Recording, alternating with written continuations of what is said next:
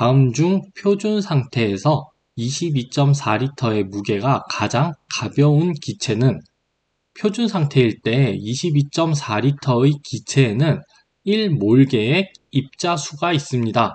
아보가드로 법칙에 의해서 온도와 압력이 같을 때 같은 부피 속에는 기체의 종류에 상관없이 들어있는 입자수가 같습니다.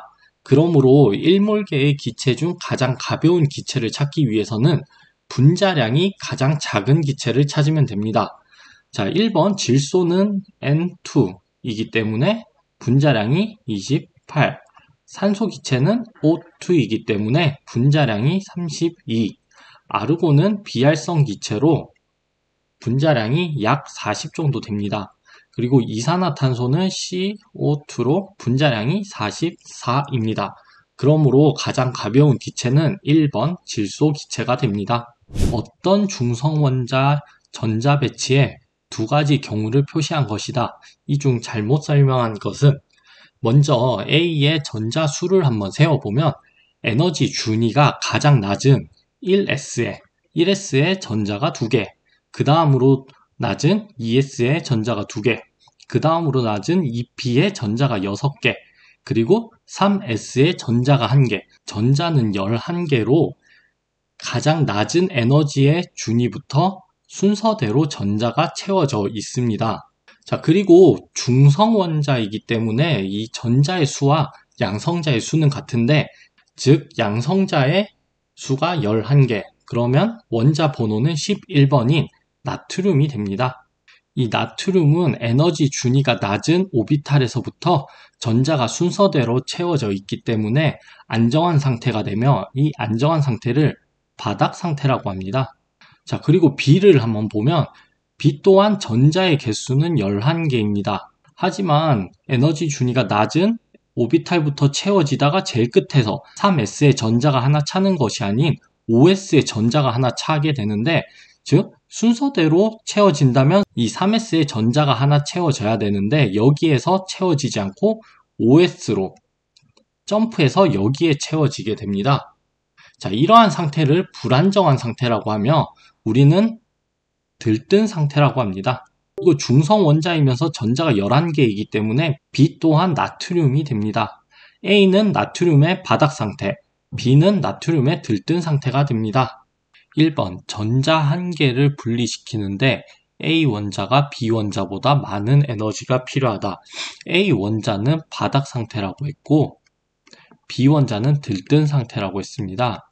들뜬 상태는 이미 에너지를 받은 상태이기 때문에 여기서 전자를 바깥으로 아예 떼어내기 위해서 들뜬 상태에서 전자를 떼어내는 게 바닥 상태에서 전자를 떼어내는 것보다 에너지가 덜 듭니다. 그렇기 때문에 A 원자가 B 원자보다 많은 에너지가 필요하게 됩니다. 그래서 1번은 맞는 설명입니다. 2번 B 상태는 A의 상태보다 원자로서 높은 에너지 상태에 있다. B 상태는 들뜬 상태이기 때문에 이미 에너지를 받은 상태입니다. 그래서 높은 에너지 상태에 있는 게 맞습니다. 3번 B가 A로 변할 때는 빛이 방출된다. 바닥 상태에서 들뜬 상태가 되기 위해서는 에너지를 얻어야 됩니다. 근데 B가 A로 변할 때 들뜬 상태에서 바닥 상태가 되면 에너지가 밖으로 방출되게 됩니다. 즉 빛이 방출되게 됩니다. 4번 A와 B는 서로 다른 원소이다. 자, 4번이 틀렸습니다. 이 A와 B는 중성 원자의 전자 배치 상태이기 때문에 전자의 수와 양성자의 수가 같습니다.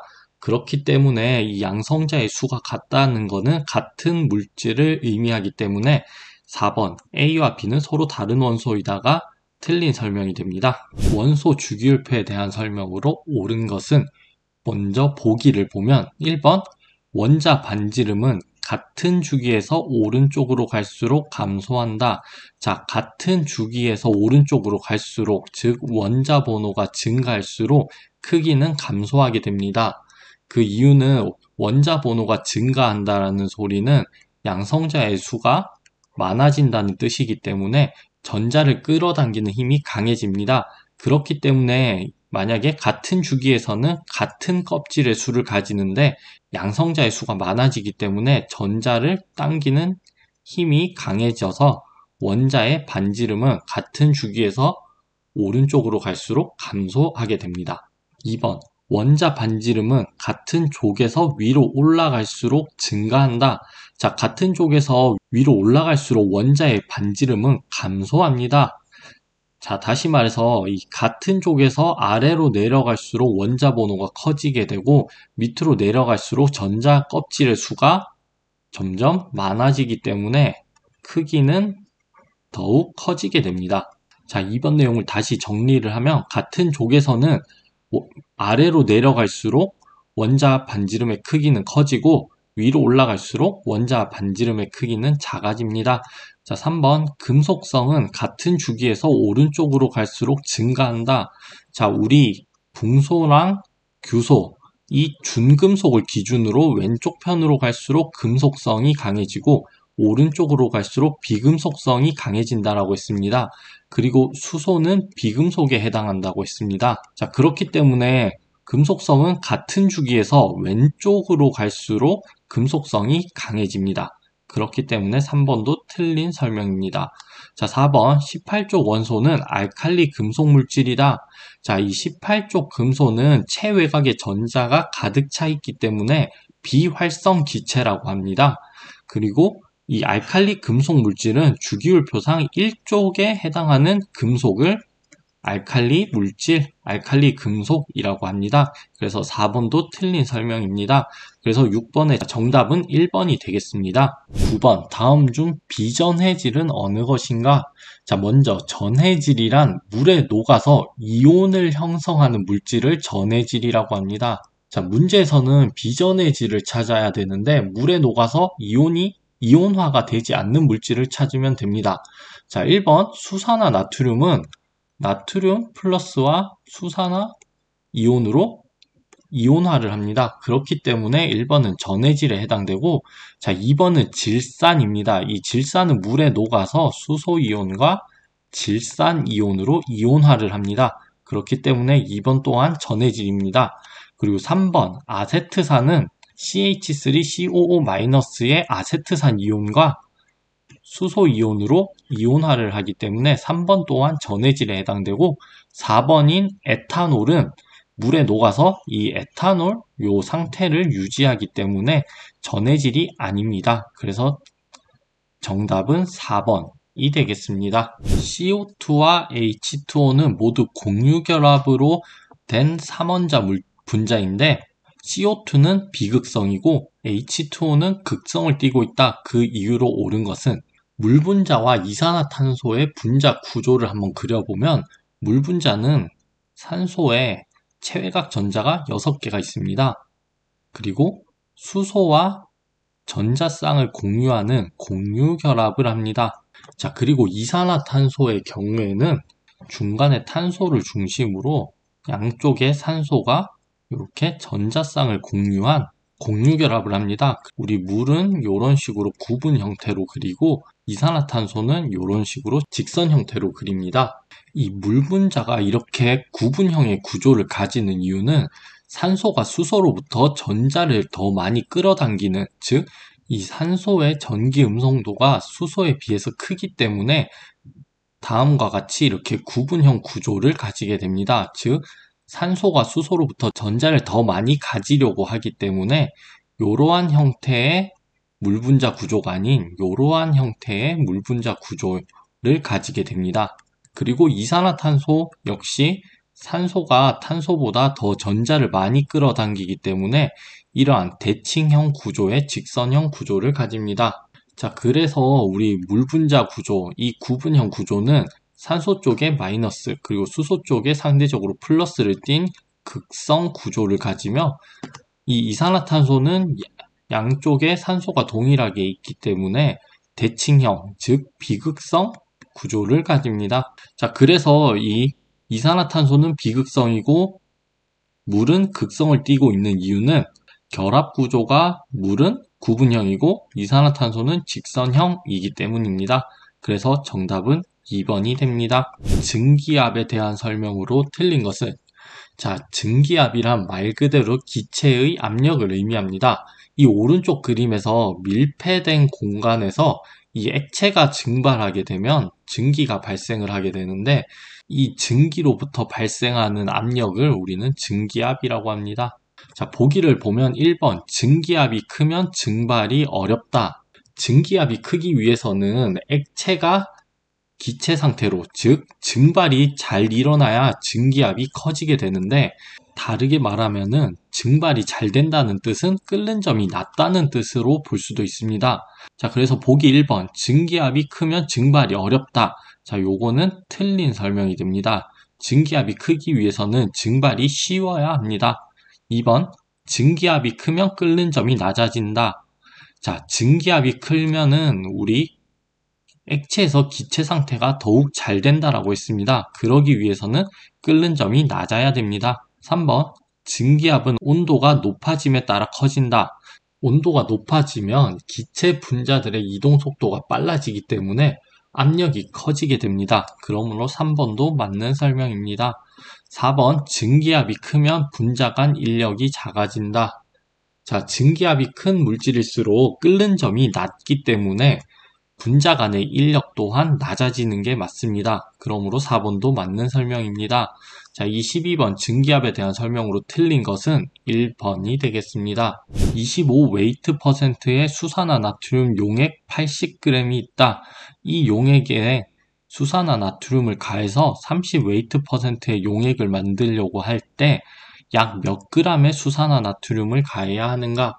먼저 이 웨이트 퍼센트라는 것은 질량 백분율을 의미합니다. 문제에서 25 웨이트 퍼센트를 30 웨이트 퍼센트로 만들기 위해서는 농도를 더 진하게 해야 됐는데, 먼저 수산화나트륨 수용액이 80g 있다고 했습니다. 그렇다면 이 용액 안에는 몇 g의 수산화나트륨이 있는지를 먼저 계산을 해야 되는데, 80g의 수용액에 25%의 수산화나트륨이기 때문에 80g에 곱하기 0.25를 해주면 수산화나트륨의 양은 20g이 됩니다. 그리고 물의 질량은 60g이 됩니다. 자, 그러면 우리 이 용액 80g, 즉 수산화나트륨 20g과 물 60g이 섞인 용액에다가 수산화나트륨을 얼마만큼 첨가해야 우리는 30 웨이트 퍼센트를 만들 수 있는가? 이 용액 80g에다가 X만큼의 수산화나트륨을 첨가하고, 그렇게 되면 수산화나트륨의 양은 20g에서 X만큼 더 커지게 됩니다. 그리고 곱하기 백분율을 했을 때 우리 30 웨이트 퍼센트가 돼야 되기 때문에 요 식을 계산을 해주면 X값은 5.7g이 나오게 됩니다. 그래서 우리는 여기 수산화나트륨을 5.7g 더 추가해 주게 되면 농도가 30 웨이트 퍼센트로 만들 수 있습니다. 그러므로 정답은 3번이 됩니다. 64g의 메테인을 완전 연소시키면 몇 몰의 이산화탄소가 생성되는가? 메테인은 탄소 1개를 가진 포화탄화수소로 완전 연소를 하게 되면 이산화탄소와 물이 생성이 됩니다. 이 메테인의 연소 반응식을 써보면 메테인과 산소 기체가 만나서 이산화탄소와 물을 형성하는데, 이 반응식에서 이 화살표를 기준으로 왼쪽을 반응물, 그리고 오른쪽을 생성물이라고 합니다. 자, 그리고 질량 보존의 법칙에 의해서 반응물과 생성물의 원자의 개수는 같아야 되는데, 반응식을 완성하기 위해 이 앞에 개수를 맞춰주면 간단하게 메탄 앞에 1을 넣고 탄소가 그럼 1개가 되니까 이산화탄소 앞에도 1이 됩니다. 자, 그리고 수소는 4개가 되니까 이 생성물에 있는 물에서 수소가 4개가 돼야 되므로 2가 되고, 산소는 총 4개가 되기 때문에 여기 반응물에서 산소는 2가 됩니다. 자, 이렇게 반응식이 쉬운 경우에는 이렇게 숫자를 쉽게 맞출 수 있지만, 어려운 반응식의 경우에는 미정계수법을 이용해서 반응계수를 맞춰주는 게 훨씬 더 편합니다. 자, 그리고 이 반응식에서 중요한 게, 자, 여기 아래에 있는 것처럼 반응계수는 분자 수의 비, 그리고 몰수의 비, 부피의 비와 같습니다. 자, 근데 질량 비하는 같지 않습니다. 요거 꼭 기억해 두셔야 됩니다. 64g의 메테인을 연소시켰을 때 발생하는 이산화탄소의 양을 구하기 위해서는 이 질량을 몰수로 변환해 주어야 됩니다.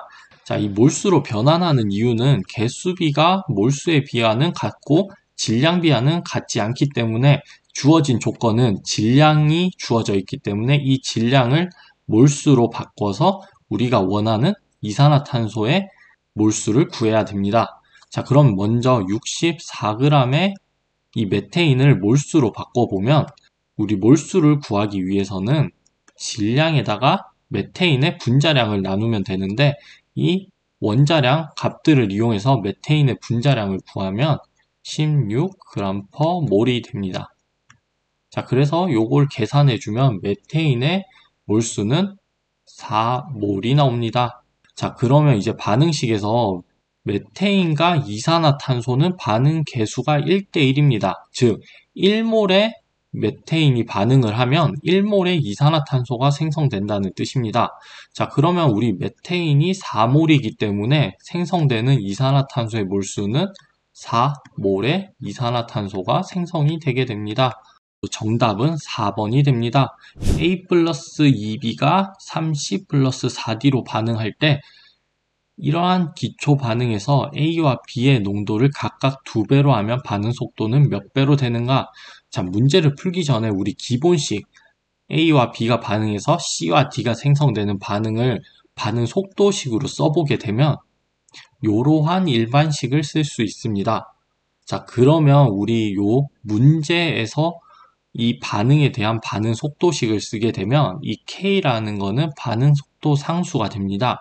그리고 A는 앞에 개수가 1이기 때문에 제곱으로 들어가는 게 1이 들어가고, 그리고 B는 앞에 개수가 2이기 때문에 제곱이 들어가게 됩니다. 그래서 우리 이 문제에서 반응식의 반응 속도는 이렇게 쓸 수 있고, 지금 각각 농도를 2배씩 올린다고 했습니다. 이 농도를 각각 2배씩 올리게 되면 2A 그리고 2B의 제곱으로 쓸 수 있습니다. 이 해당하는 숫자들을 앞으로 다 꺼내보면 2 곱하기 2의 제곱입니다. 그렇기 때문에 4KAB가 됩니다. 그래서 이 값을 계산해주면 우리는 8KAB의 제곱이 되게 됩니다. 자, 그러면 기초 처음에서 반응식과 비교를 했을 때 반응 속도는 총 8배 빨라지게 됩니다. 그래서 정답은 3번이 됩니다. 탄소화합물의 특징에 대한 설명으로 옳은 것은 1번 이산화탄소와 탄산칼슘은 유기화합물로 분류된다. 자, 유기화합물이란 탄소를 기본 골격으로 한 화합물들을 의미하는데 이산화탄소와 탄산칼슘은 탄소로 이루어진 흑연이나 다이아몬드와 같이 유기화합물이 아닌 무기화합물로 분류가 됩니다. 자, 그리고 2번 메탄과 에탄 그리고 프로판은 포화탄화수소이다. 자, 탄소가 1개인 포화탄화수소를 메탄, 탄소가 2개인 포화탄화수소를 에탄, 탄소가 3개인 포화탄화수소를 프로판이라고 합니다. 자, 요 그림을 한번 그려보면 메탄은 요렇게, 에탄은 탄소가 2개이면서 수소가 요렇게, 그리고 프로판은 탄소가 3개이면서 수소가 이렇게 붙어있는 포화탄화수소들입니다. 자, 그래서 2번은 맞는 설명이기 때문에 정답은 2번이 됩니다. 자, 그리고 메탄에서 결합각은 90도이다. 자, 제가 지금 평면형으로 이렇게 메탄의 결합각이 90도이네 라고 착각할 수 있게 그렸는데 이 메탄의 결합각은 90도가 아니라 탄소를 중심으로 이렇게 정사면체의 구조를 가집니다. 이 메테인을 입체적으로 봤을 때 탄소를 중심으로 수소가 대칭형인, 즉 안정한 구조로 결합되어 있기 때문에 정사면체 구조를 가집니다. 자, 그렇기 때문에 요 결합각들은 109.5도로 매우 안정한 각도를 유지합니다. 그래서 이 3번 90도는 틀린 설명이 됩니다. 그리고 4번 탄소의 수가 많아도 이성질체의 수는 변하지 않는다. 이성질체란 구성 원자는 같지만 결합 방식이 다른 화합물을 이성질체라고 합니다. 이 탄소수가 많아지면 결합 방식이 다양해지기 때문에 이성질체 수는 많아지게 됩니다. 그러므로 4번도 틀린 설명이 됩니다. 다음 중 탄화수소의 화학식이 틀린 것은 자, 1번 프로필렌. 자, 이 프로필렌이라는 거는 탄소의 수가 3개인 프로파 그리고 렌이 붙었기 때문에 이중결합을 포함합니다. 그래서 이 탄소와 탄소 사이에 하나는 이중결합을 가지게 됩니다. 그래서 이렇게 탄소의 결합수는 총 4개니까 이렇게 결합수를 맞춰주게 되면 이 프로필렌의 화학식은 C3H6이 됩니다. 그래서 1번은 맞습니다. 2번 펜탄. 이 펜탄은 탄소가 5개입니다. 이 펜탄은 탄소가 5개이면서 탄소 사이에 모두 단일 결합으로 이루어진 거를 펜탄이라고 하고 또는 펜테인이라고 합니다. 그래서 이 탄소의 결합에 수소를 다 채우게 되면은 12개로 탄소 5개에 수소가 12개 붙은 펜탄이 됩니다. 자, 그리고 3번 에틸렌. 이 에틸렌은 탄소와 탄소 사이에 이중결합을 가진 탄화수소라고 했습니다. 자, 그래서 화학식을 쓰면 C2H4가 되므로 3번 또한 맞습니다. 그리고 4번 아세틸렌. 자, 아세틸렌은 탄소와 탄소 사이에 삼중결합을 가진, 즉 탄소가 2개인데 삼중결합을 가진 탄화수소를 아세틸렌이라고 하고 이러한 구조를 가집니다. 그리고 화학식으로 쓰면 C2H2가 됩니다. 그러므로 4번은 틀린 화학식이 됩니다.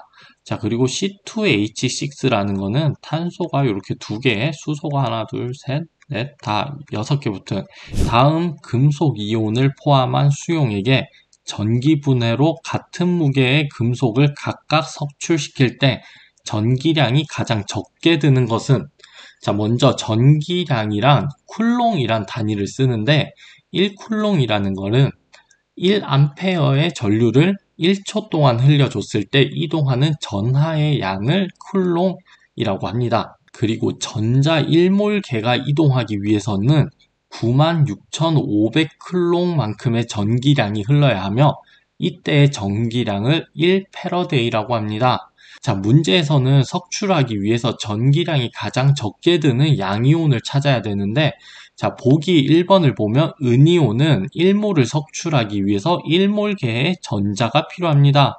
자, 2번 구리를 석출하기 위해서는 2몰개의 전자가 필요합니다. 자, 그리고 니켈 또한 2몰개의 전자가 필요하고 철은 3몰개의 전자가 있어야 석출이 되게 됩니다. 자, 그래서 전기량이 가장 적게 드는 거는 1번 은이온이 되겠습니다. 35번 유리기구의 취급 방법에 대한 설명으로 틀린 것은 자, 1번 눈금이 새겨진 유리기구는 가열하면 안 된다. 자, 이 메스 피펫과 뷰렛은 액체의 양을 측정하는 도구들인데 메스 피펫은 정확한 양의 액체 시료를 옮길 때 사용을 하며 뷰렛은 액체 시료의 부피를 측정할 때 사용을 합니다. 그렇기 때문에 이 기구들은 가열을 하게 되면은 변형이 일어나게 되기 때문에 정확한 양의 시료를 측정할 수 없습니다. 그렇기 때문에 가열하면 절대 안 됩니다. 2번 불사는 유리와 반응하므로 절대 유리기구에 담지 않는다. 자, 이 불사는 유리와 반응해서 유독성 기체를 발생합니다. 그렇기 때문에 유리에 보관을 해서는 안 됩니다. 자, 3번 유리기구와 철제, 스테인리스 강 등 금속 재질의 실험 실습 기구는 따로 보관한다. 자, 유리와 철제는 함께 보관하면 유리가 깨질 위험이 있기 때문에 따로 보관해야 됩니다. 4번 유리기구를 가열할 경우 불꽃을 직접 닿게 하여 가열한다. 자, 방금 말했습니다. 1번에서와 같이 이 유리기구는 가열을 하게 되면 변형 또는 깨질 수 있기 때문에 직접 닿게 해서 가열을 하면 안 됩니다. 자, 문제에서 취급 방법에 대한 틀린 내용을 찾아야 되기 때문에 정답은 4번이 됩니다. 다음 중 약염기 BOH의 이온화 상수는 자, 이온화 상수는 이온화 반응에 대한 평형상수를 의미하는데 이 평형상수라는 거는 반응물의 농도 그리고 생성물의 농도 비로 나타낼 수 있습니다. 자, 이온화 상수는 이렇게 쓸 수 있기 때문에 정답은 3번이 되겠습니다. 분광 광도계에서 빛이 지나가는 순서로 맞은 것은 자외선, 가시선, 분광 강도계의 구조를 보면 먼저 이 광원부에서는 자외선 또는 가시선 영역의 빛을 만들어냅니다. 이 자외선 영역의 빛을 만들어낼 때는 중수소 램프를 사용하며 가시선 영역의 빛을 만들어낼 때는 텅스텐 램프를 사용합니다. 자, 이 광원부로부터 만들어진 빛은 파장 선택부에서 특정 영역의 파장으로 나뉘게 되는데 입구 슬릿을 지나 분산 장치인 프리즘 또는 회절 격자, 이 프리즘 또는 회절 격자를 거치면서 파장이 나뉘게 되고 출구 슬릿을 지나면서 특정 영역의 파장이 시료를 통과하게 됩니다. 그리고 이 시료를 통과한 빛은 검출부에서 전기적인 신호로 변환이 되어서 데이터의 형태로 나타내게 됩니다. 자, 그러므로 보기에서 빛이 이동하는 순서는 입구 슬릿에서 분산장치, 그리고 출구 슬릿에서 시료부, 그리고 검출부로 이동을 하게 됩니다. 그러므로 답은 3번이 됩니다. 비휘발성 또는 열의 불안정한 시료의 분석에 가장 적합한 크로마토그래피는 크로마토그래피는 물질의 이동 속도 차이를 이용해서 분리를 하는 분리 분석법입니다. 자, 그렇다면 비휘발성 또는 열의 불안정한 시료를 분석할 때는 우리 4번 액체 크로마토그래피를 이용합니다. 1번에서 3번은 모두 기체 크로마토그래피입니다. 기체 크로마토그래피의 경우에는 시료가 가스 형태로 주입되어야 하기 때문에 휘발성이거나 열에 대한 안정성을 가져야 됩니다.